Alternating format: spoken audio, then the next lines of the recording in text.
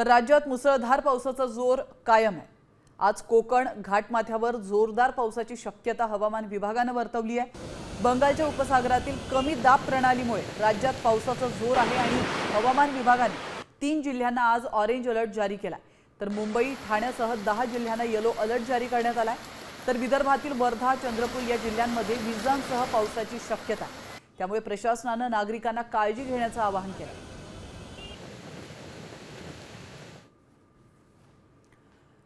आपण पाहतोय रायगड नाशिक पुणे या जिल्ह्यांना ऑरेंज अलर्ट जारी करण्यात आलाय। तर ठाणे मुंबई रत्नागिरी सिंधुदुर्ग नंदुरबार या जिल्ह्यांना येलो अलर्ट असणार आहे। तर सातारा जिल्हा कोल्हापूर वर्धा जिल्हा आणि चंद्रपूर जिल्ह्यात देखील येलो अलर्ट जारी करण्यात आला। तर ठाणे मुंबई रत्नागिरी सिंधुदुर्ग आणि नंदुरबारला येलो अलर्ट असणार।